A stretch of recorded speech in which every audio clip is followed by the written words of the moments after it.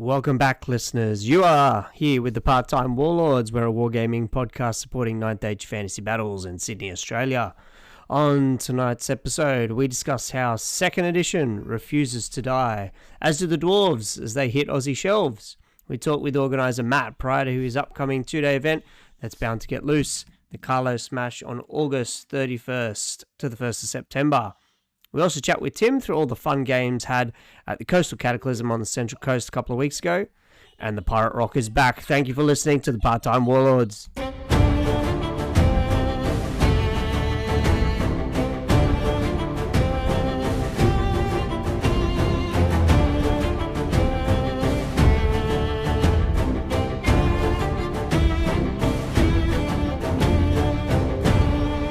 Welcome to the Warlords. We are back after a small hiatus. We've been out in the Cataclysm on the Central Coast, and we've got some generals to report back on it and talk all of your 9th AG goodness, fantasy goodness. We have with us Matt. G'day, Matt. I had muted my mic. Sorry. G'day, guys. How you going? All good, legend. Thanks for coming on. And we are joined by the champion himself, Tim. G'day, Tim. How are you? G'day, boys. How's it going? I never mute my mic, so won't have that problem. Neither do I, which is probably a bad thing. I'm clicking around, or if I get distracted, so I gotta, keep my on mute so you don't hear me like slurping and stuff on my drink. I've derailed it already. Thanks for having me, boys. It's good to be on. Great to have you on, Tim. You are the founder. You are the inspiration for the podcast, Tim, because the Grave called us in 2023, and we still thought that was going to be the last tournament and the last 2.0 tournament, and we've gone like 3 since. So that absolutely was the reason it was called the Grave Calls. I'm like, this is dying. This is absolutely dying, especially in New South Wales. Yeah. But it was so good. I guess we've kept on doing it since. Yeah. Just for the love of it. That was fantastic. Yeah, that was, we haven't really mentioned it before, so for the people listening, we did. Tim ran an event pretty much, I'll probably say, kind of out of the blue in some respects. I mean, most of us weren't really playing. We kind of, we're roughly in contact. But yeah, we went up to Newcastle to the old, is it called Gallipoli Club? Gallipoli Legions Club there. Yep. Where we had all these fantastic 8th Ed and 9th Ed events, so it's kind of like the ancestral home, really, isn't it, of fantasy in some ways, with the Battle on the Vines and Castle Assault specifically. But yeah, it kicked it all off. So very well done, and very well done on winning Coastal Cataclysm a couple of weeks ago. I had the joy of getting to play you in the last game, so you had to go through me to get to the championship. You did a very good job. No, it was really good. Thank you. It was completely unexpected, and Hugo certainly did his part to help me out there at the end. But it was a really good day, and it was unexpected. But it was good to come away with a win. Fantastic. I'm looking forward to see what you do with this Orc Warlord model, because I'm sure it's going to look amazing. So I'll pass on the and I might print you a second one as well. Print you some cool models to celebrate your victory. All right, so tonight, as you would have heard in the intro, we are going to start off talking about, we've already kind of mentioned that 2.0 refuses to die, so we have a bit of a clearer picture on when 3rd edition beta is coming out. It should be end of August. Okay. Yeah. Okay. A lot of people saying end of August now, so... And a few people saying, hey, why aren't we being really clear about this? Do we have a deadline? Do we not have a deadline? It's from what we can tell on the forums, and Matt, you can comment on this as if you do have any other info. All the teams are working their asses off trying to get it done. They've had ETC. ETC just happened. So congrats to all the teams that went. I think I've got it here. Matt, have you got the results there? You were following pretty closely. For the ECT? Yes. Yeah. Yeah, I don't also, we had like if you're going to be talking about releasing 3.0, you probably want to getting to the point where you're just looking for typos kind of thing. So yeah. I'm sure that's probably where they are. But definitely considering that they're releasing little bits and bobs on the rules. Yeah. I think that they're definitely very close to having it all ready to go. But yeah, I think they wanted to wait till after, definitely like a solid time after ECT, and after I think there's like a really really big French tournament as well. Either That makes sense. Yeah. before or after. So they're trying to time it, I think, for that. Yep. So we've got roughly how many teams go into ETC, and 24, I think, off the top of my head, or at least that's how many I told my partner when she asked how we did. And we did have eighth. some Aussie reps. We did have some Aussie reps head out. Yep. And Australia they came 8th, which was pretty good, I reckon, considering I think the best we've done previously is like 6th. So top 10 is quite good. How'd we go this time? Sorry. 8th. 8th. Oh yeah, nice. Yeah. Nice. So Glenn and the boys did very well. Though done, for boys. the actual Australian players, because for those listening, obviously it's not a really big scene here in Australia, so we did have quite a few mercenaries on the team, but the Australian players themselves took the brunt of the of the losses, unfortunately. But I was actually quite honestly, Matt. I was quite surprised to hear that Glenn and Sam were going. So that's heaps of dedication by them, which they've always demonstrated. They've always been absolute champions for the game in Queensland and even in New South Wales as well, and organising masters and all of that sort of stuff. They've been absolute champions for the game. So and hopefully we can pay them back a little bit. And it's unsure as to what's going to happen if they go next year, if they don't. It's well, I think right now they're just trying to recover, and then the team will make a decision as to what they want to do. Like, I sound like I'm speaking for the team. I don't. So if this is completely wrong, ignore me. If it's not, Has there been any word about what ETC is going to be next year? Is it going to be Ninth Age, or are they going to move across to the old world, or do we know?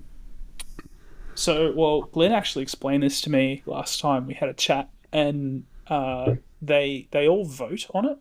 So each year they vote which game they want to play, and because in Europe, the Ninth Age is still like one of the biggest games, bigger than Old World, bigger than a lot of other games. They tend to go for that, or at least that echelon of players tend to play just that game. So they will vote. They will vote that in. I don't know when they make that decision, but I guess there is always a chance that maybe they turn around and vote Old World in, or Yeah.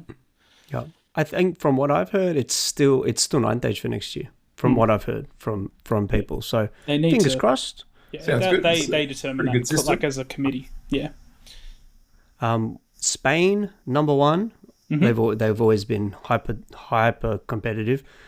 Germany number 2, and 3 France. So absolute powerhouses there, as you can imagine, with pretty big scenes as well in and that was in Krakow? Poland. Poland? Yeah. Poland. Fantastic. Who knows? We'll update. That's kind of an ongoing thing, that situation, whether it's something that we aim for. We ourselves, we've made no qualms about it, that we're organising more casual events for the, foreseeable future, and, the team, we have no contact with the Australian ETC team besides a few chats here and there with some of the organisers. So again, thanks to those chaps for representing us and getting Australia in there. New Zealand, we'll have to chat with the New Zealand guys at some point as well, because there was a time when we used to play with them all the time. They came 13th, so they did quite well. They played us last in the last round, which I think we just beat them. All right. Good that we could win the Bledisloe in some sort of format then. Yes. Definitely can't do it in the rugby. I didn't want to step on I didn't want to step on Glenn's shoes and post on the New Zealand Ninth Age Facebook that the Bledisloe Cup is ours, but Yeah. We've got it I'll up ask if I can here. do that. 6 rounds. Yep, Australia in 8th position. 4 wins and 1 loss. And a draw. Okay. And a draw. There it is. Yeah, I was wondering where's against the USA. Okay, fantastic. USA in 11th. And then all the way down there. 28 teams. There you go. 28 teams. Okay. And New Zealand in 13th. There you go. 3 wins, 3 losses. So, fantastic. Absolute killer players. They'd smashed me 17 times out of 18, I'm sure. But that was the competitive side of things. We're going to go to the Central Coast now. We're going to talk about Coastal Cataclysm. So we did have a bunch of matchups. What I think would be fun, we did kind of spoil that. Tim was the champion with his Warriors of the Dark Gods, or as I have been calling it, the Chosen Spam. They're much tougher than, well, they're pretty tough. You throw a can of Spam at someone, it's going to hurt. Very interesting way of pronouncing spam there, Chris. Is that on purpose? Are you trying to tell Tim something? No, it was fantastic. Honestly, like... He's not bitter about that last game at all. No. Oh yeah, my like second game with my army list, but it was great. I had a great game. I didn't appreciate Hugo over my shoulder the whole time. It's just like, piss off, Hugo. You stepped out of this round. Don't step into my round. No, he does it all the time. It was a good game, and you honestly won. Yeah. You won on points. It was just the countback with the objective. That's exactly. Well, we might as well talk about it. That was our third matchup. It was Tim and I. My Lamia vampire counts. This is at 3,500 points, and we had Tim's. How many units are chosen? Do you remember? 4? I had three. I think there was 2 units of 6. These were sloth with paired weapons, no command, and 1 unit of 5. Yeah, sloth paired weapons, no command. Yeah. I did send you a little... In their configuration, the units of 6 could pump out 23 attacks. Ooh. Yeah, which is 40k levels of dice there. They're nice, yeah.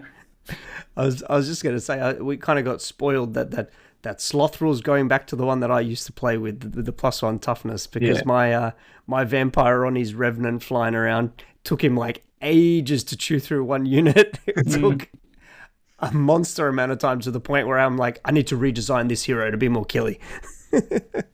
Because he's pretty decent against that sort of infantry. But that's what I found with Chosen, with the extra wound there, and you can just sort of put them a decent sized unit out in your flank, and they'll hold that flank. They may not win that side, but it'll take a fair bit of stuff to chew through them, especially if you give them sloth. So yeah, that was sort of the plan. Just sort of like, if I needed something in the flank just to hold their line for a bit. Yeah. Small units. We don't have a full battle report, but yeah, basically one of my units, which was my the name of, is it a Vitala Courtier? It's Blood Dragon Vampire, essentially, with his 2 up, 4 up, and a bunch of pretty decent attacks. He stuck there for ages, fighting them on the flank, and they held him up just pretty much for the entire game, so he couldn't really whip around and do too much damage later on. So yeah, they did do an awesome job. You've got the 2 big blocks of Forsworn with the Doomlord. That was a cool sort of... I think I got both of my knight blocks into the spike shield block. Yeah. So it was a huge combat there. And then I pretty much just threw my bats and everything else over to the other side to try and block you. Well, but I couldn't stop the swarm.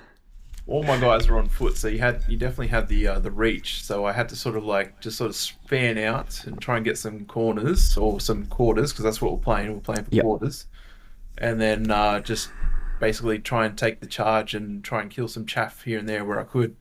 Yeah. And just hope that the bodyguard rule would keep the Doom Lord and the Forsworn in the fight long enough to try and get some Chosen in the flanks, and that didn't quite work out that way, but I was able to slow you down a fair bit.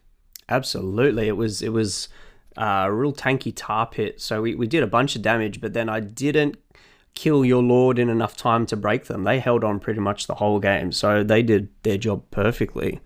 So yeah, it was a little bit, I think with a lot of our games, we're getting faster. I think the more we play, the faster we get.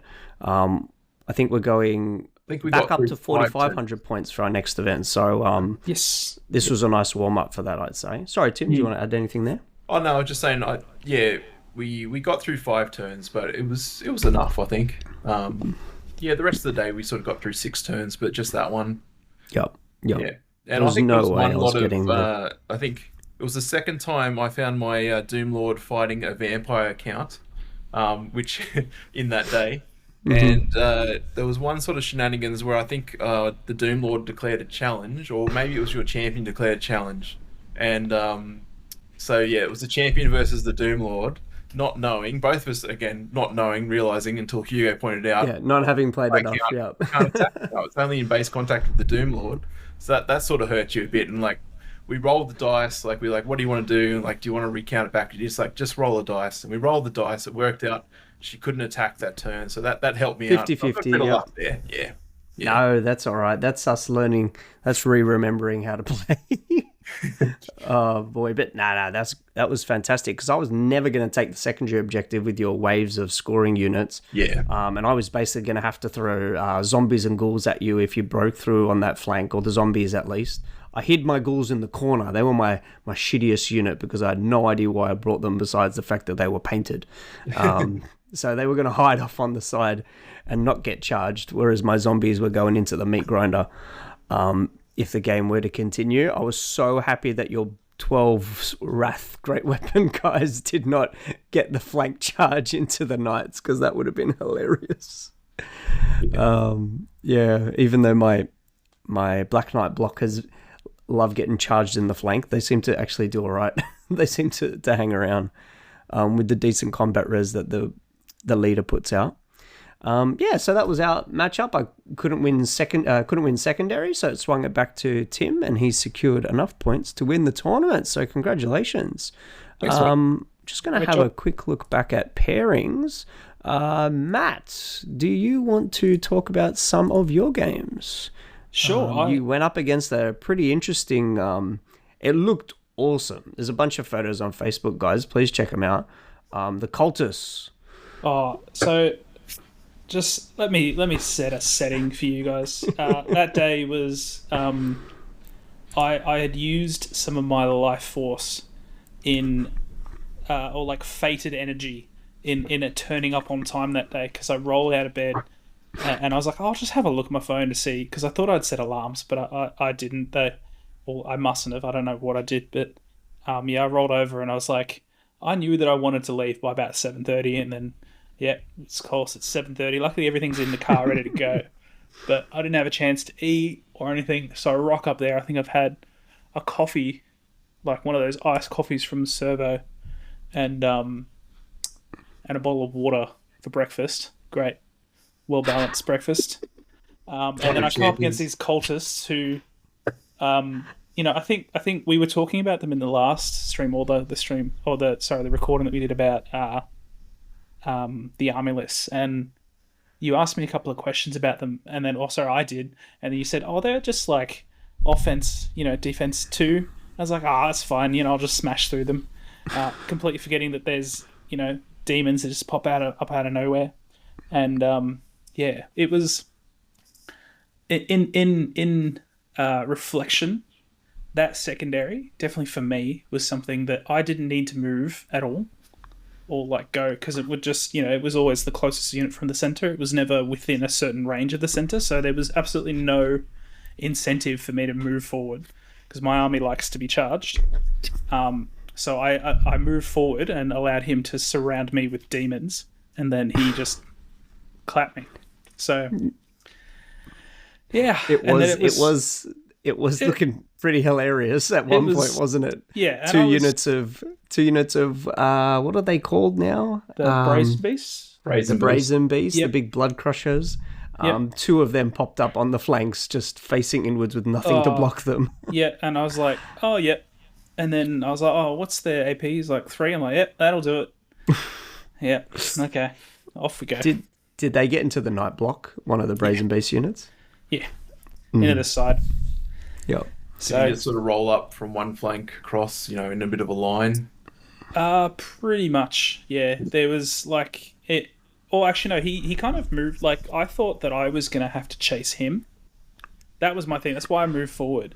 But because did I get first turn or did he get first turn? I can't remember. But I just knew that I had moved forward, knowing that I thought that I was going to have to be chasing. Yeah, you had first turn. Yeah, I was going to be chasing his squishy block units, because I wanted to kill. Like, if you kill those 2 cultist block units, suddenly the army can't summon half of the army, right? Because those are the only 2 things in the army that could summon those demons. So I was like, if I kill them, or I kill one of them, suddenly he's locked to only summoning demons once Once, yeah. every turn and on one side of the board as opposed to both.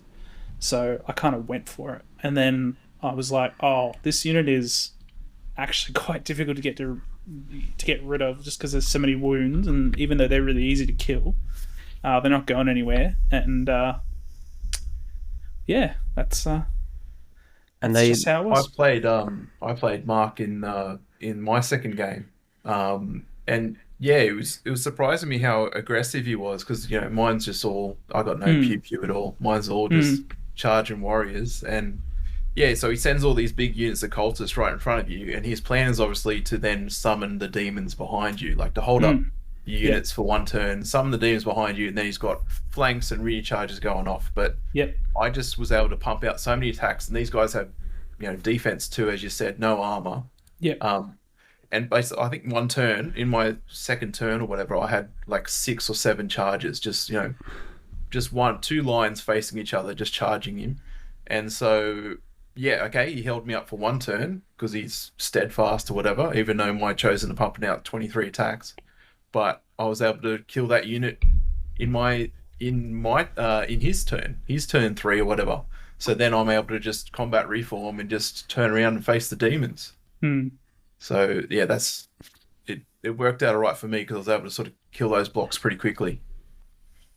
Yeah, you've got those meat grinder. I think there's near no armor in that list. Is that right? I don't think he had a save. No, not a lot. No. If there is big massed ranks, like sort of ranks of Skaven almost sort of thing. Yeah. They don't even get a hood save. Damn it! No. If you haven't seen the photos, go and look at them. There's a Wicker Man. There's a whole bunch of red hooded dudes. They look fantastic. I think I saw them when we came around to his place last year, Tim. Yeah, Pinky painted them out. Yeah, we know Kieran Pinky's from the scene. Yeah. Fantastic painter. Great painter, yeah. Nice. And modeler as well. He makes a bunch of. He seems to be very handy as well. Yeah, I think these are 3D prints, but yeah, he's very handy. Like he's made whole boards of terrain for 9th Age tournaments and things like that. It all looks really good. Awesome. Does fantastic unit fillers and stuff like that. Yeah. Tim, do you want to talk about your matchup? I'll just really quickly go through it. You got a 20-0 against Paul Lee and his the claws without armor piercing, apparently, with his super ghoul list. How did that eventuate? Well, I certainly had a bit of luck as well, but this was the first time in the day fighting a vampire count with my Doom Lord. But yeah, so we sort of lined up against each other, and as Matt said, you sort of were getting whatever unit was closest to the center was getting. That's the one you had to kill to get the secondary, basically.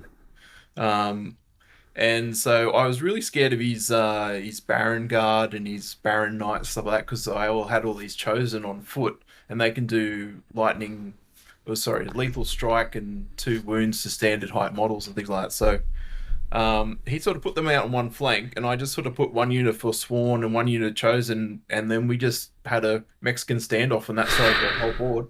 And we worked out they were about 600 points, on that side of the board, and I was happy to leave it, and he was happy to leave it, so we just left it. So the main action was in the center with the vampire count and the big unit of ghouls, and I just chucked my Doom Lord in there with his Forsworn bus and hoped that Bodyguard would help me. And yeah, I just thought, like, if I'm going to win the game, this is where it has to be won. And there was just that first combat. I did like 2 or 3 wounds I did 2 wounds, I think, to the vampire. And because I had Agi 8 or something, I had like the super Agi sort of +2 Agi weapon.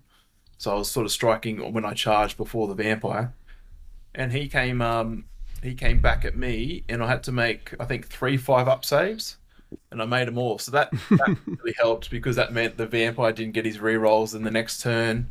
And then all the ghouls, they all struck at my 2-up save for Sworn. And again, I made all my saves again. So again, they didn't get their rerolls next turn either. I forgot my spike shields, but it didn't matter. I was yelling at you the whole time. I was like, you forgot before. Don't forget again. I think you forgot it twice. Then the next turn, the other vampire comes in the flank, but that's when the bodyguard sort of helped me out. Sort of had to make some discipline checks, but he was discipline 9 with the reroll. So Yep. by that Remind me. time, I chosen and started mopping up all the bats and things like that, and they were able to sort of dig me out of trouble in the center there, and so. Yep. Eventually, my Doom Lord won that challenge and won that combat in the center, and it was all over.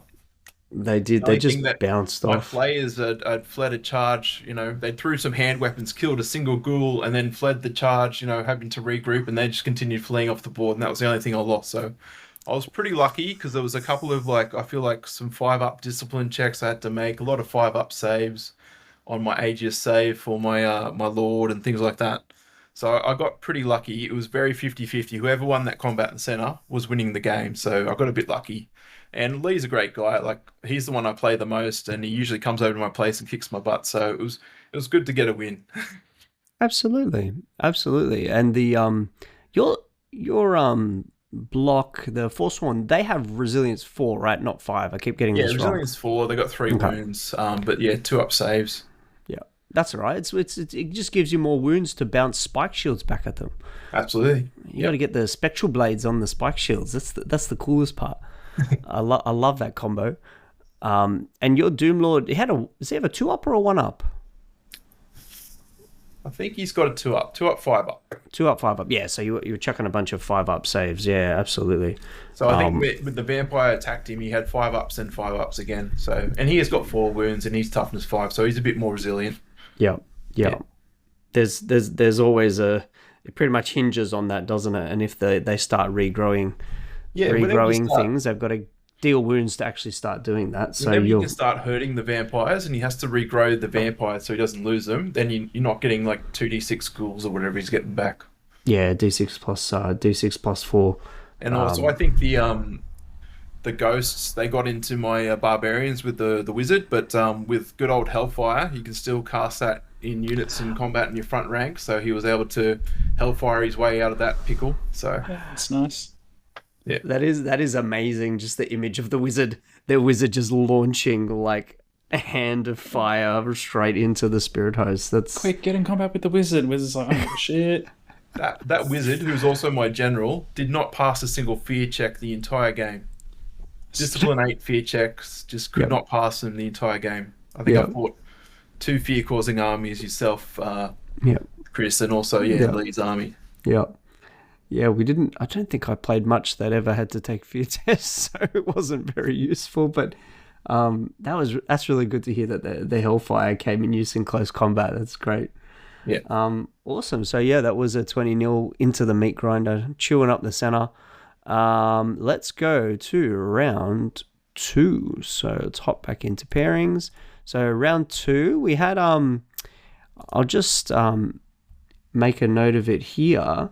Hugo played Brendan, had a great game, 15-5 to Hugo.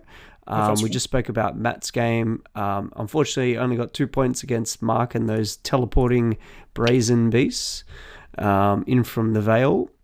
And then in round 2, we had Mark against Tim. So we had the cultists up against the highly armored warriors. So probably a bit of another tough matchup unless the brazen beasts get a good charge off. How did that one go for you, Tim? Yeah, what were some highlights from that one? Before, we sort of pushed at each other just 2 lines, and then I think my turn 2, I was able to just charge, and then he got some brazen beasts off behind me, but by that time I was able to just turn around and charge them in my own turn. So I got a bit lucky there. Was able to sort of chew through those big blocks pretty quickly. Yeah. Even my my unit of Wrath warriors, they're pumping out 20 plus attacks as well. Oh, with the Zealot banner. Oh. Yeah, with the Zealot banner, they've got great weapons. Wrath, so lightning reflexes. He put the succubi or the succubus in front of them. And, yeah, they were able to make them pop in one turn. Succubi, plural. Succubus, singular. Because we're in two big lines, so then they're just in the flank, and then you can just join every single combat and just sort of bunny hop along. Yeah, the succubi aren't really Well, I mean, they're pretty good against all infantry, but maybe not against the tons and tons of warriors. Awesome, 19-1 to you. From memory, what secondary were we playing there? Was that the pick up the penny? Barrel of stout, was it? Yeah, pick up the Pick penny up in the the beer center. and run around with it. Yeah, I think he picked it up and then I got it off him, and then I think it was the Doom Lord's unit that had it, but then he killed all the models in that one, so the Doom Lord just passed it to a unit chosen next to him or something like that. So Yeah. that one. It seemed to be the way in mine as well. And then Matt, you had to come up against Hugo's dreadful Dread Elves. Yep. How did your matchup go? I was the sucker in a game of 6 people who didn't lose hard enough in my first game, so I had to play the winner of in the first round. The top bracket, yeah. Yeah. Yeah, I played Hugo. He just, as you know, Hugo's an excellent player, so he just outclassed me again. He knows, like, he's played Empire before. He knows exactly what my units can do, and I know as well, playing him pretty closely, what his stuff can do. And it was just like scissors, paper, rock, and I just kept going scissors, and he just kept having rocks. Yeah. But no, it was still a great game though. Still had a lot of fun. You still killed off a fair bit. You still got, 2,000 points of... Yeah. So VPs. I got both of the monsters in the end, and then I got the Obsidian Guard eventually, who were just fleeing, and a bunch of other stuff. But like the Wizard too, his general. Honestly, you did a nice. fair bit of damage. Yeah, but it was at a cost of a lot of things. Yeah. Like I did not have a lot left. Yep. So yeah, it's still a great game though. Yeah, awesome. And then we had my first game. So generously, I think it was Brendan, was it? Yep. That stepped out so I could have a game, which I am very appreciative for. But it was a vamp off, which normally is a horridly boring matchup. Generally, it's just a lot of chaffing, a lot of other chaff. But we actually had pretty different lists, so it actually was really, I found it to be really fun. I definitely had a lot more maneuverability, and in the key combat, which obviously similar to you, Tim, that big ghoul block, I had all the armor going into the ghoul block. We got a big charge from my knights into them, and we had a flanking charge from my mini monster, my revenant. So we did actually hold up the vampire count from getting any wounds. He got no wounds in 2 rounds of combat.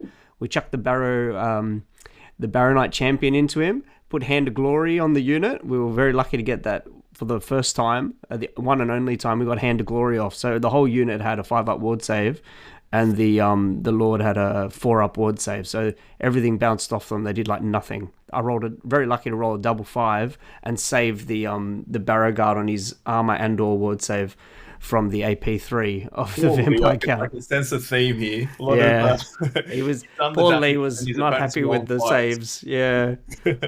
It's just not enough AP, and the dice went our way, and that meant that he didn't regrow any, and they crumbled very quickly. Even that 40-man ghoul block with all those bonuses couldn't, unfortunately, undo that combat res. So that was the key thing. I was so happy with the Revenant. The Revenant, he flank charged. He charged and overwhelmed the zombie block that was protecting the flank. There were like 30-odd zombies, 30-plus zombies.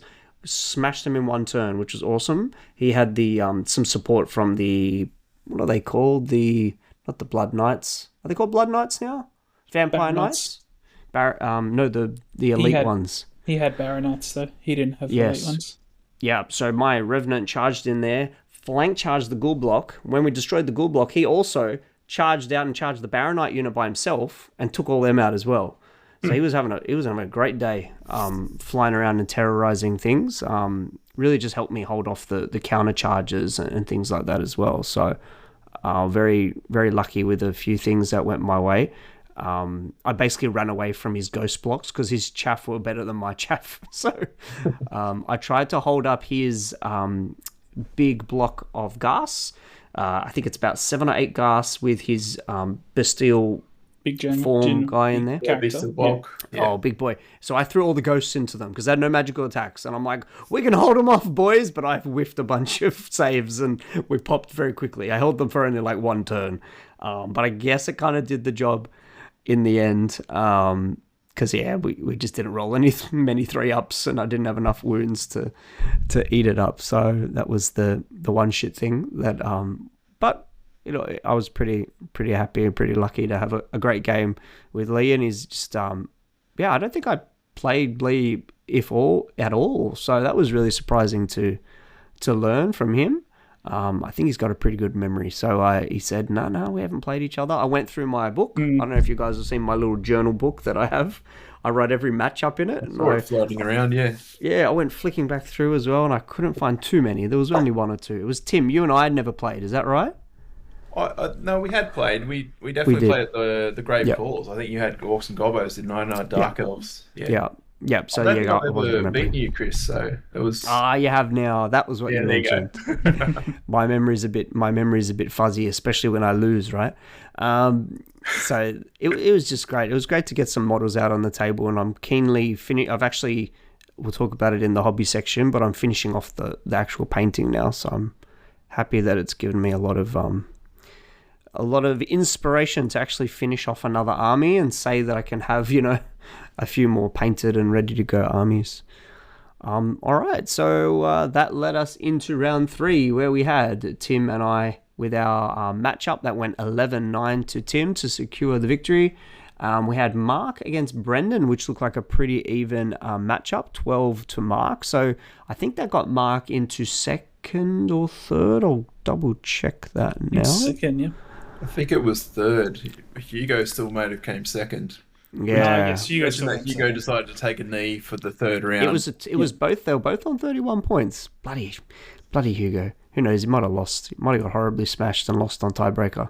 But Mark seemed pretty chuffed. So, congratulations, Mark. Well done. Yeah, Mark's one of my mates from Newcastle as well. He usually comes up and smashes me in Sydney as well. So it's good to get that one over him in round 2 as well. Oh, fingers crossed I can get a game with him. In Carlo, maybe at Carlo Smash. We'll see how we go. There are grudges for the Carlo Smash, so you can grudge him if you want to. Grudge him up.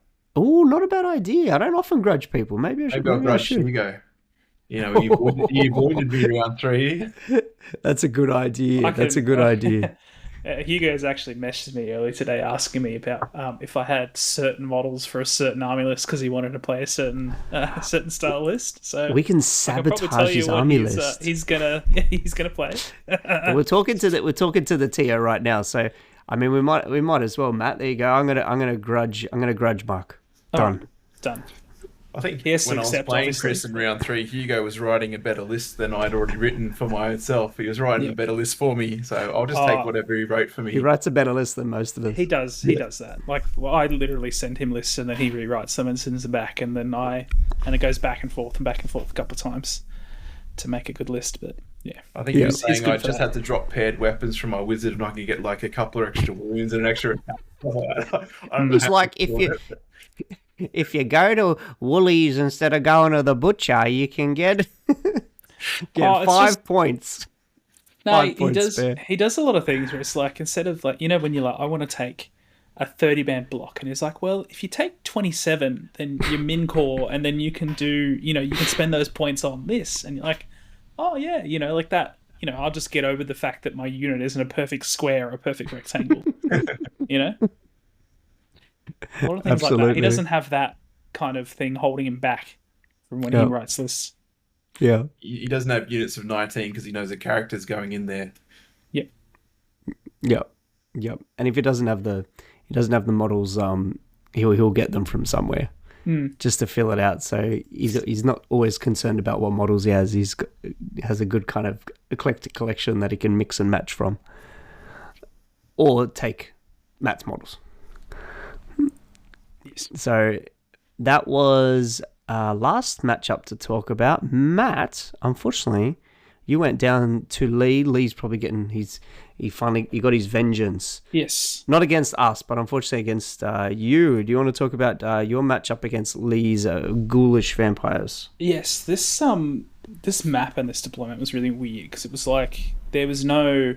What are you doing, Chris? What are you showing on the camera? Whatever. It's my little vampire shields that I've just found. Okay. It was like 40k third edition, I think. Why are you being weird? Yeah. We were in quarters, right? Quarter to quarter, yeah. And for our there was a piece of forest in the middle. And reflecting back, I was like, I can stick the Empire greatswords in the forest, and I don't care because they're stubborn. So I should have done that, but yeah, it was a pretty good game. I came to him, which is kind of again like taking from what my army was doing in the previous 2 games is kind of what it doesn't want to do, because they all kind of need to work together to do the best of it, and the knight's too fast, so they just kind of scream ahead. Same with the tank. But there was some good kind of little moments, like his Baron Knights charging into my handguns over a wall, and then just spending the remainder of the game trying to kill these handguns, because I had like distracting up, or I had +2 agility, +2 offense, defense. So they were just like hitting me on 4s, sometimes 5s, and then they were only strength. They strength 3, Chris. So they win me on 4s. Which unit was it? Sorry. The Baron Knights. Baron Knights strength 4. They're strength 4. Yeah. But he wasn't. But doing... low weapon skills, so yeah, they hit me on 5s. So he wasn't hitting me so he was killing every time he hit and killed. He killed one because I have an armor save. Yep. But just because I was also really close to the parent unit, my great swords. So as long as I have at least a rank worth of pistols, they count as how many ranks I had in my great swords. So I was just steadfast every single time with my BSB, which was just hilarious. Having these knights try and grind down, and then me, because enough attacks and enough wounds, you'll do some wounds to it, and him repositioning his wizards so that he could throw healing spells on them because they were getting down to 2 and 3 models. Yeah, and it was just a couple of unlucky armor saves, and they would have popped. But no, it was a really fun game. There was kind of a brace point where I had at the start, the earlier kind of turns where I had the great swords and the knights could have gone into the big ghoul block, but only the knights made it, so they were kind of stuck there for the rest of the game. And they eventually got grinded out because the ghouls are just so consistent. Yeah, they are. It was still consistent grinder. It was a really good game. I think the deployment, I could have sat back and got into the table quarters, which was the secondary, and just kind of waited for him to expand out and maybe shorten the range of some of his spells, because he had all of his stuff within range where I didn't have any of my stuff in range. So my guys were just, they need help to get through. The units need to help each other. Yeah. So those ghouls, when he sort of, it's like he revs the engine sort of thing. They're starting to poison people on 5s and 6s. They're getting rerolls to hit. It just becomes you can't survive that grind when it starts happening. Oh, I've got some tricks to survive that. I can. Yeah, I got some stuff. Actually, against Lee as well, at a Victorian tournament, I got picture a Battle Sphinx into one corner, a unit of fast cav to the majority of the frontage, and then another Battle Sphinx on the side. So he killed the cav immediately, so the cav just pops. But then, because the unit's so wide and I'm just on the tip of the corners of both the units, I had 2 full Battle Sphinxes just smashing into that unit with him only having 2 or 3 attacks responded. And he could move his vampire over, but then I just killed the vampire. And you're like, okay. Yeah, that's right. Don't move the vampire over. So yeah, and eventually it was just breath weapons and stomps and attacks, just dead unit. That was a Hugo. Hugo told me that. He's like, do this. Oh. I was like, yep, okay.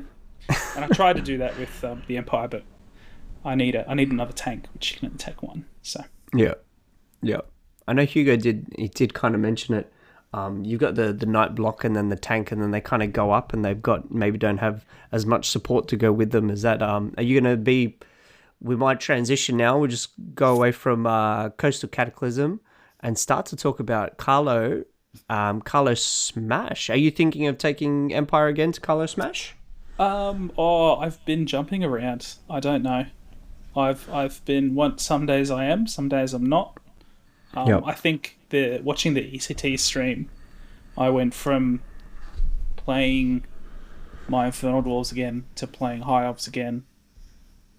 Yeah, no, it was a lot of my life is just a roller coaster of Ninth Age armies. So, so say those again. You got Infernal Dwarves, Woodies. I've got my of course, Japanese. Wood Elves, yep. I've got also UD as well. That was on the cards.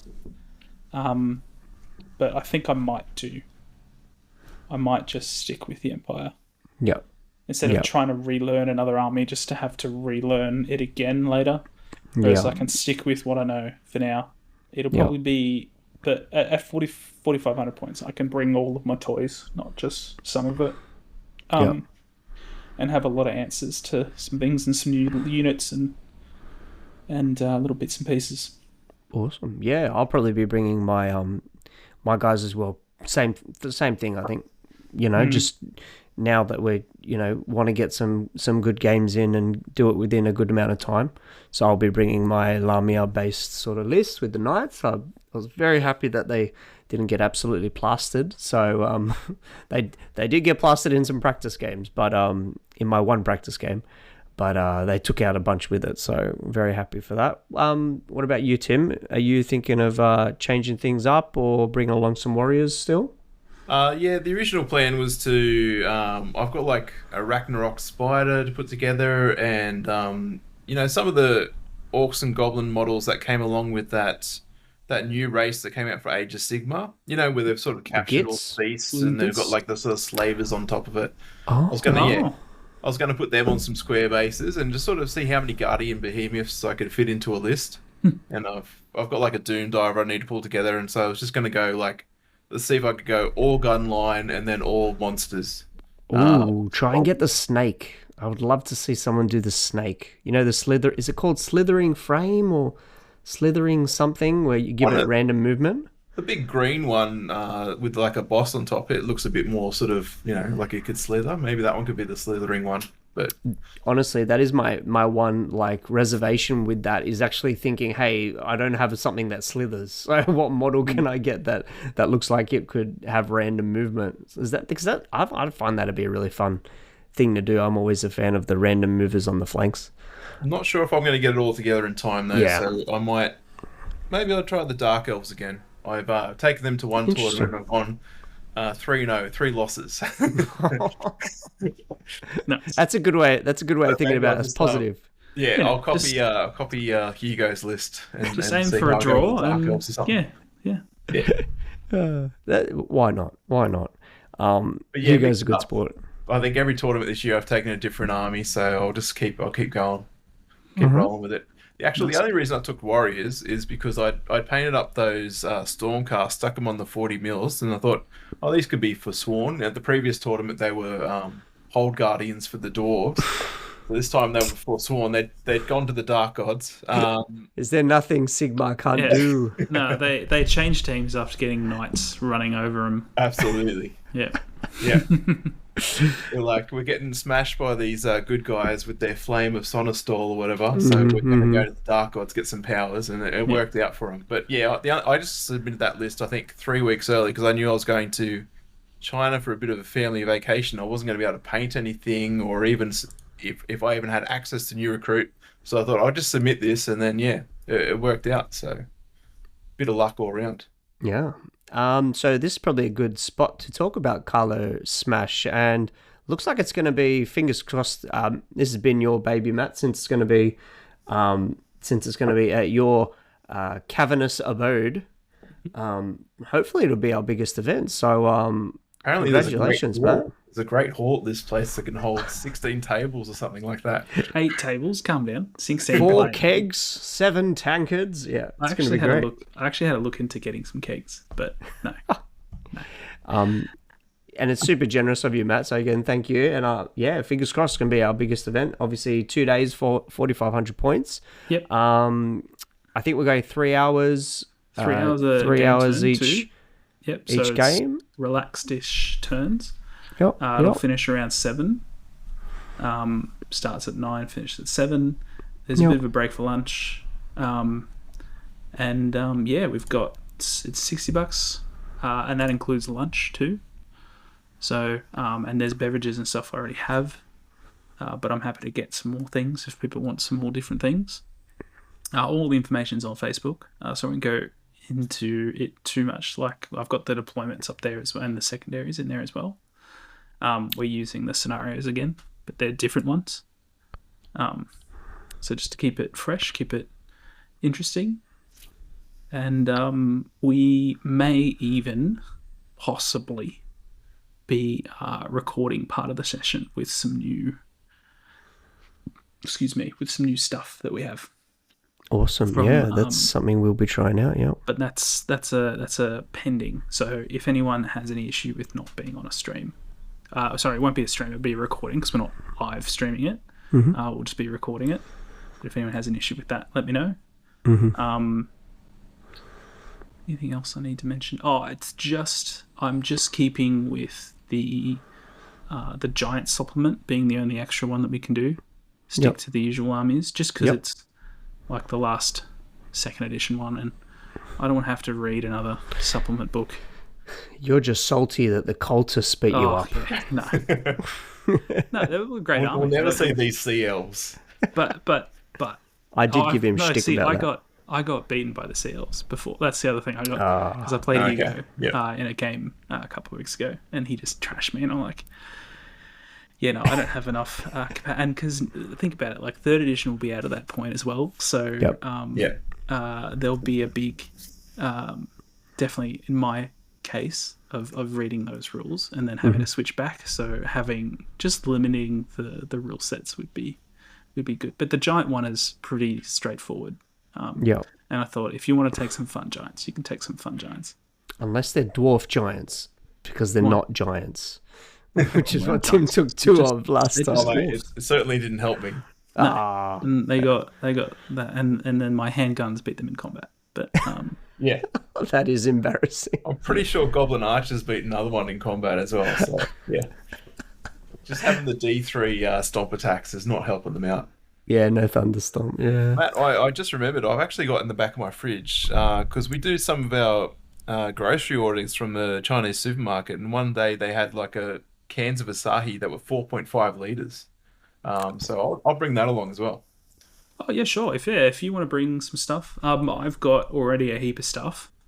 Beautiful. That I've got a heap of Guinness and a heap of Kilkenny. And some other bits and pieces, so that all will be there for everyone. But if and I have some kind of leftover cash for the from the tickets when people buy them, because they haven't bought them yet. But kind of we'll have that kind of listed in my brain that we can spend on some extra bits and pieces that's not going to price support if some people want. But definitely some non-alcoholic stuff for drivers, such as, I know Chris, you're not a huge drinker, so if you wanted some Pepsi and shit, we can get you some Pepsi or whatever you drink, man. I don't know. Yeah, just bottled ginger milk. Beers, milk. I've got coffee. I've got a coffee machine, and I used to be a barista, so we can get some coffee in the morning. Oh, very nice. We'll have that running. I don't drink that either. Yeah, can we request some hot chockies? Can we request a new host? Who's Hey, this? that's fine. I can safely drive people wherever they need to go, all right? Yeah, okay, yeah. If you want to drive, or if you want to get picked up by Chris, let him know. He can wake up at 6:30 and pick you up. I have to wake up 6:30 wherever I'm going, so, Yeah, you know. Yeah. Well, 5:30 Unless it's the Rumble. Whatever. Yeah. So, yeah, obviously with that, there will be a lot of booze at the venue. So if you are attending and wish to partake, I'd suggest getting driven or figuring out a way to get here or maybe get home, and know your limits and whatnot. and we'll go to there's a venue about a 13-minute walk away from here called Carlo Barlow, and we'll go there and we'll have a succulent Chinese meal afterwards if we can stand up straight after a day of drinking. Oh, they'll let us in. Yeah. Oh, they'll let us in, but it's whether or not we can make that 13-minute journey by how legless we are. If it's a succulent Chinese meal, I will be leading the way. It's quite succulent, yes. Yeah, I'll go in and look like I'll be sober as, so I'll go in and hopefully they'll let the rest of you in.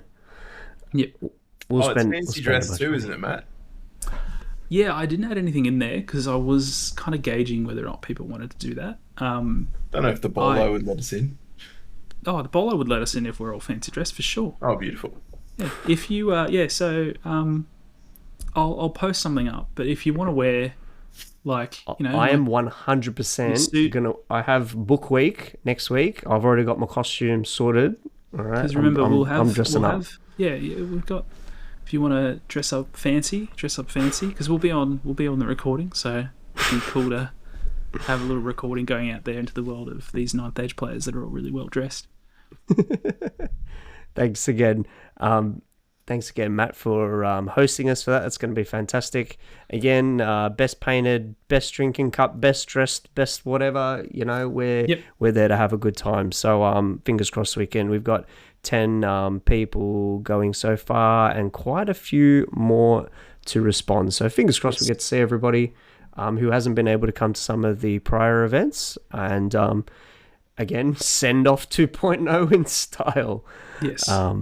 So looking forward to it. So we might where you know the rules for a while. So, and it's also Australian Father's Day weekend. So just tell them that's my Father's Day present. Let me go to this tournament and get smashed.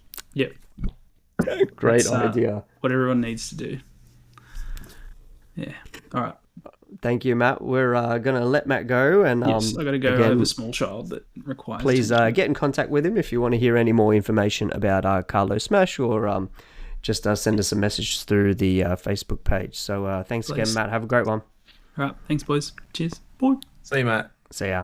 So, Tim, just to finish off with, we just want to talk about releases a little bit. So, if that's all right with you, we'll just go for a little bit longer. I've been mucking around on our service that we use and putting up some photos of some of the stuff that's been released. I shouldn't say released, I should say re-released, really, because the Dwarven Holds have gotten a bunch of re-releases, re-availabilities, whatever you want to call it.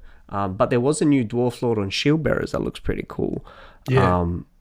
I think that might be in US dollars, that what we're looking at, which is very generous, which we are sure GW is not. Yeah, I didn't twig on that, but yeah, looking at that, that's a very nice price if it was Aussie dollars. Yeah, $52.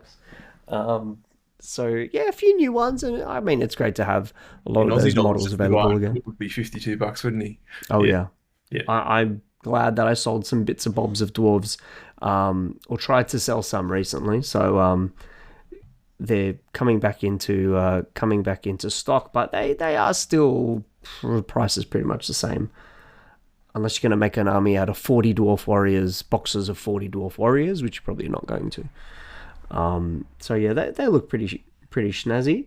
Yeah, big really battalion good boxes as well. Just get that up. Yeah, where are you, battalion box?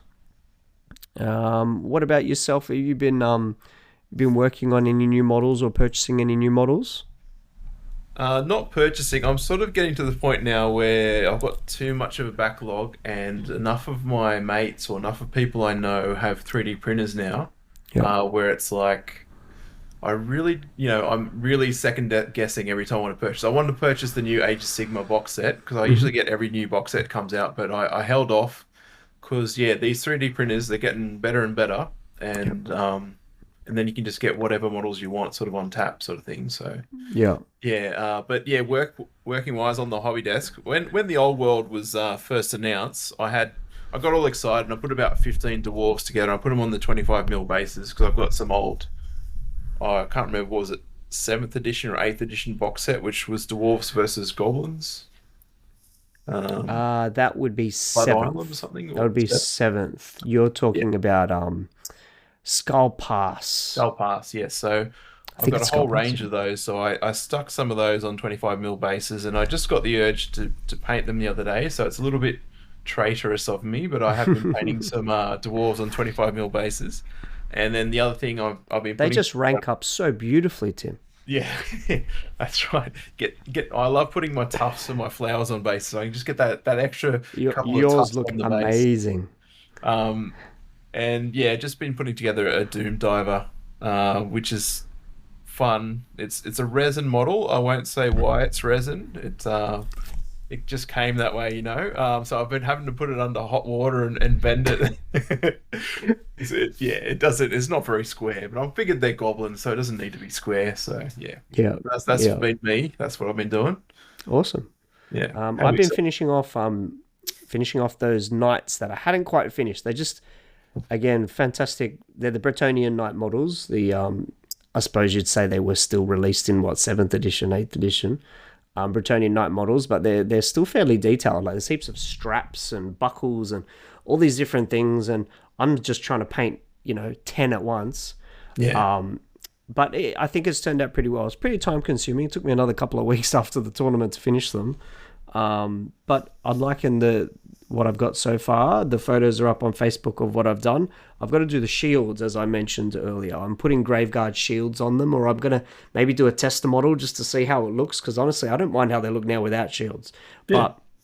But, just it might ruin the aesthetic a little bit. That I've got a really bright kind of blue, really bright red, and then kind of some coppery metals and things like that in there. So the shields would mostly be like the coppery metal, Yeah. and maybe the browns, or I'm not so sure how brown and coppery metal look next to each other either. So it's been fun. It's been really fun just trying to get. I've never painted knights before, not these type of knights anyway. So it's a bit of an adventure. I was just showing Tim. I've got some of these really old Bretonnian knights. They came in boxes of two.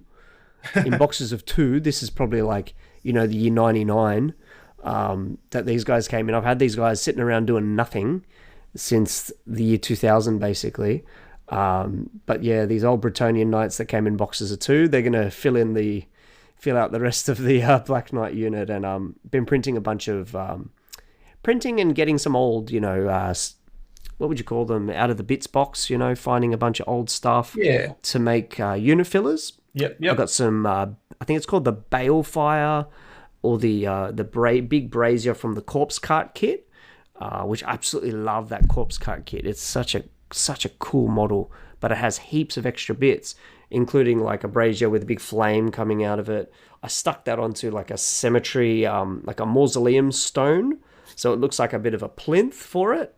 Yeah. Fantastic. That's one of them. I've got a few more, like using a bit of, like, it's not modeling clay, it's kind of this other stuff that's not in the best shape, but I put some PVA, I put some water in it, mixed it up, and Put it some actually sand on it. works. It'll be fine. Yeah, it That's one of loosened the it great up. things I love about the Ninth Age is just that you can just use proxies as long as it's sort of on the right base and Yep. it's near enough. And also, yeah, you can just make beautiful unit fillers, because we're not sort of all on round bases and stuff. We're big blocks, so you can put a unit filler in the middle. So Yeah, that was a real refreshing. I remember in the lead up to Old World releasing a real refreshing article to talk about unit fillers, because it was always a bit of a no-no at the GW stores to have unit fillers. But just like zombie coming out of the earth, so I had to build up the earth a bit, put some little temple looks great. ruins and things like that. Like there's an arm coming out of the ground holding a head, which comes out of the Kings of War zombie kit, which Oh is, yeah. if you haven't seen it or heard of it, the Kings of War zombie kit is amazing. Right. A Shout lot out of people to, rave to about it. Lee's raised zombies while he was there. I think it was just it was Yep. arms and heads and stuff on bases. So Yeah. shout Yeah. out to them, stretching the kit to its fullest. Yeah, all the ghostly blue, so it really pops with the earth as well. I love his color scheme. It's fantastic. Yeah, and just a few odds and sods. Like, I don't know if you remember this, a bit hard to see, Tim, on the Oh yeah, video, yeah. but I've it's got one of those. That was from the giant kit, wasn't the it? giant kit. It fell off the Yes. base. It broke off the Yes. base, and I'm like, I might put this on its own. So, built up the earth around it. It's a skeleton on a signpost, guys. Yes, skeleton on a if you remember signpost. it's great. People used to write things on the signpost, and I doubt I'll be skillful enough to do that. Maybe I'll just write shit or something on there. So yeah, I find this to be pretty fun. The skeleton kit from Kings of War has skeletons erupting from the earth, little things like that. So lots of little Easter eggs. I've got 1, 2, 3, 4, 5 unit fillers in pretty quick time actually. Nice. Built, ready to spray, and hopefully that'll be good and help fill out my night block, which needs to get to 13, I think, models, and I've only got 10 knights. Okay. And my Spectral Hunters, the Reapers on horseback, which again, so I've put up photos of that. Got to fill those out as well. I think I'm going to take a block of them just because they're kind of cheap. They're only around 300 points to get like 9 of them. Yeah. And yeah, I'm going to try it out. They got flaming attacks. Maybe I'll take an Alchemy Mage in there. You know, that might be something to help buff them up. Give them rerolls to wound and stuff like that. So I was doing a similar thing with my my Dark Elves. I was just was putting one on a sort of more scenic base on a 40x40, and then it gives you 4 extra models, that sort of thing, as a bit of a unit filler. Well. Especially for elves and elite units of elves, you're not gonna have 20 metal blackguard or metal as well. So yeah, you want to stretch it as far as you can. Yeah. Oh yeah, absolutely, for all metal. I think I've got about 20 odd witch elves. Someone was going to buy some from me and it fell through, and I was like, you know what, stuff it. I've got the nice metal witch elves, a fair amount of them. So hopefully in the future, if I go back to Dreadies, who knows, I can paint those girls up. So yeah, just a bit of everything there. Fingers crossed we can get it done for Carlo Smash. I think I'll be able to do it because I find that painting the unit fillers is just a really nice break. It is, yeah. From painting all the fine detail figures. Sometimes they can hang over the bases, but if you stick them next to the unit filler, sometimes those problematic ones where they're spear or whatever just sticking over the base, just put over a couple of rocks and stuff on the unit filler. You are absolutely right, especially with some of my some of the ghouls and some of the zombies. They kind of have these arms hanging out in odd kind of directions at times.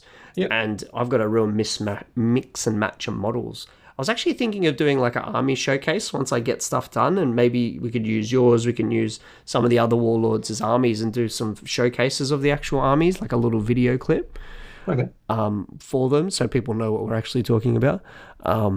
Because they just look so good when they're all done together with the fillers on your. I know you've got some really nicely done up movement trays and such and things as well, so it's just too good not to share, really. Yeah, for me, the unit's not done till the movement tray has some paint and sand and flock on it as well. So they just look so good, and I think you do quite a number of layers of dry brushing and washing to get it to look that good. Yeah. What I do, a bit like your little book, I sort of write it all down. I saw it on YouTube. You just, once you come up with a recipe and you like it, you write it down in your little book, and then you don't have to think about it again. You just sort of flip to, how do I do those brown bases, and just flip back to it. Oh, I should absolutely do that for painting. I actually have. I'm such a teacher. I've got a pad of post-it notes, and then I flick through the post-it notes, and it has the different, VC base, high elf base, Imperial Legion base, as in the Star Wars one, because I had to do sandy bases for my stormtroopers, right? Of course, yes. Being such an original Star Wars fan, I had to make them look like they were on Tatooine. I was going to say, my sister's a teacher as well, and she does the post-it note thing as well. It must just be a teacher thing. Yeah, we love post-it notes. We love them. We love chucking them out. We love tossing them out when we can cross stuff off. So yeah, that was our hobby updates. I've got too many, honestly. I've got to finish a bunch of stuff. A bit of a backlog. I just keep jumping around projects. You'll be happy with the dwarves. I know you like the colours on my Stormcast for Sworn, with that sort of Vallejo blue-green and the gold armour. So I'm actually doing the same thing with the dwarves. They're all gold trim. And then, the shields and the little... any sort of clothing on them is going to be that Vallejo blue-green. It's really so jealous. Yeah, they're really pop. And stuff. It looks really good. Yeah. I should have brought one out so I could show you, but yeah. Next time, all good. And I'm going to bring you a couple of good models as well. They're Avatars of War models. So once I get the printer up and running, I've got a few repairs to do. I'll be printing a few more models, not too many, but just a few here and there to fill out the collection. That is the resin print. I had a bit of a scare, but I've managed to save it, get a new screen protector, and I've got to fix the VATs that I have. I've got tears in them. Yeah, it's all fun and games until something breaks in the printing world. So finally, just to finish up, we spoke about some of those hobby releases, spoke about what we're working on. Last of all, just a really quick run through. Every Thursday, we are getting these sneak peeks from Ninth Age, and we are already up to the 12th, I think it's the 12th video that they've released on their YouTube channel. So if you're still listening and you haven't seen these, go and see them. Fugan is so quirky. We've mentioned it before, but he's doing all sorts of great things in sharing some of the new rules. Just a couple of things, and Tim, feel free to jump in. I love his sense of humor as well. And the one you're showing here, he's like a sort of a children's sort of cardboard cutout kind of thing, where he looks like a horse or something. Yeah, but he's got like this really serious face. Like, he must be a funny guy. Yeah. He must be. Yeah, he's in the face hole, sticking his head through. I love these little videos as well. I need to get up to date though. I think the last one I was watching was like close combat and stuff, so I need to catch up. Yeah, so he's got a bit of a talk about characters and attachable models, which is something that we have kind of spoken a little bit about. I don't think there's huge changes to this. It looks like it's pretty much the same. There are a lot of changes with restricted attacks coming, meaning that if you've got like a character on a corner and it gets charged in the flank, it's not actually going to get all of its attacks. Same with monsters, you're not going to get all the attacks. I think if you're on a dragon, for example, you're only going to get 5 attacks if you get charged in the flank, whereas we're pretty used to, if you charge a unit that's not going to do enough into the flank of a dragon, it's going to win the combat, it's going to stomp, it's going to turn around and pretty reliably fight you off. But that's no longer going to be the case. There's really seems to be a lot of incentivizing flank charges and I think that's a positive change, because if you're smart enough and you're tactically able to maneuver enough so you can get into the flank of someone, you should be winning that combat sort of 9 times out of 10. So that's really good. Yeah, there was a couple of odd ones and some really thematic ones here. I don't know how often this will come in, but if you've got a battle standard bearer, you've got a character, they've got this rule, and hopefully it stays in, because this sounds so fun and thematic, where you can basically sacrifice the character to hold off the pursuing units when your unit loses a combat. So the character sacrifices himself so the unit can run. Holds the line, nice. Yeah, he literally holds the line. Like, I don't know. It just happened in... Yeah, I was going to say, is it like a Braveheart thing, It's like... So they leg it in the opposite direction, but the character stays behind to ensure that they're Dunkirking it. That's what we should call it. They're going to Dunkirk it. So that was episode 12. I've got episode 11 here, and this one had some interesting things. We've got a lot of changes from I'm hearing to the leadership system. One of the systems that's like the hallmark of fantasy games, which a lot of games don't really have a lot of complication to it. Or reason to have that sort of complication.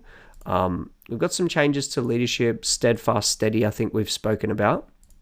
But there's also this idea of a command test as opposed to a psychology test, I suppose, discipline test, I think we used to call it.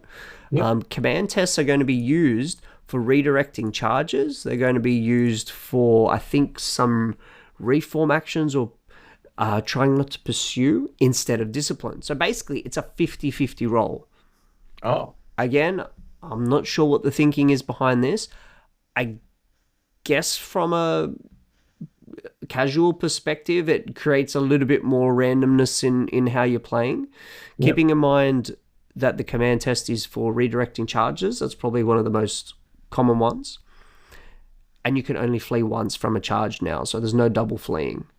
So maybe they wanted to kind of ensure that there was a bit more rigidity there, but also a bit more unreliability when it comes to, hey, I want to redirect this, but I'm using a unit of goblins which won't follow orders at the best of times. Yeah. Or a pack of wolves. Like, what's the leadership of a pack of wolves, really? So that's my only kind of thinking is thematically you're going to have a lot of these unruly units that aren't going to be able to follow orders as well as your really disciplined, Elven elite units, or your Black Orcs that are absolutely tooth and nail, know what they're doing in combat, as opposed to the Snotlings, the Grotlings. Would they say whether they can still use the general's leadership and things like that? There's been a few changes. So we've got, I'm pretty sure that's still there. I think you've still got that sort of thing. It's just that command tests are different. Okay. It's a one die 50-50. If you've got some certain rule like unruly, you'll see in a few profiles, unruly is something that will affect that. Okay. It might be like -1, or I can't remember exactly what it is, but we'll find out. We'll find out at the end of the month. Did you ever play Warmaster back in the day? I didn't play Warmaster. The Newcastle guys still play Warmaster, don't they? Yeah. I've still got a couple of Warmaster armies in the cupboard, and that was all about your general had to command your units to move and things like that. They wouldn't, so you always had to pass a test, and it got a little bit harder every subsequent test you had to do. So I know it's a bit different what it's doing here, but it just sort of reminds me of that. There's nothing to say that they didn't get the idea from there. Yep. They are, if 9th Age guys have proven anything, is that they are students of the game. They pick and choose from wherever they see fit, and then they kind of innovate on it a little bit in some places.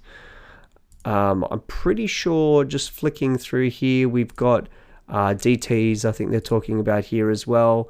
I believe that there will also still have panic tests. We've spoken about panic tests in a previous episode, but they don't always cause you to run away. Okay. Which everyone who's ever played a fantasy game and has suffered a panic test and plays, Orcs and Goblins, Skaven, even Empire and Bretonnians, you fail a panic test first turn because someone fireballed off your chaff or fireballed off your war machine, and then your bunker runs off the board. If you haven't had that happen to you, I guess you haven't played enough games. I remember it happening to my goblins all the time. So that's gone. You will not run away from a panic. You'll be shaken. You just stand there and be shaken. So you lose a turn, but you don't run off the board, which is amazing. Thank God. I wouldn't mind seeing psychology and leadership chests and things like that becoming a bigger part of the game. In between when 9th Age was looking like it was about to die in Australia here, I went back and played a bit more 6th edition because that was sort of a really growing scene in Australia. Yep. And psychology there is a massive factor in 6th edition. And it's actually quite refreshing, whereas everything's steadfast or fearless or unbreakable or not unbreakable, but it's got unstable, things like that in 9th Age. So it'd be good to see a few more things be able to run away and psychology be a bit bigger factor in the game. So we'll see how it goes. You know what? You're absolutely right, because in our Coastal Cataclysm games and probably in our Riverwood Rumble games, you've got 75% of the armies that don't give a shit about it. Yeah, absolutely don't give a shit. Yeah. Yep. It's not even part of the game. So maybe that's where command tests are coming in. I'm not sure, but we'll wait and see. Yeah, we'll wait and see. I'm just showing Tim up on our sort of shared screen here, the Warhounds profile, and you can see Warhounds have a rule called Unruly. Okay. In their global model rules, which is going to be the one that I mentioned, where they have a disadvantage to following orders, because, as I said, they're a pack of wolves. Yeah. 2 attacks though. There you go. That's a bit of a buff. They do have 2 attacks, and they retain their release the hounds rule, which is kind of their trademark.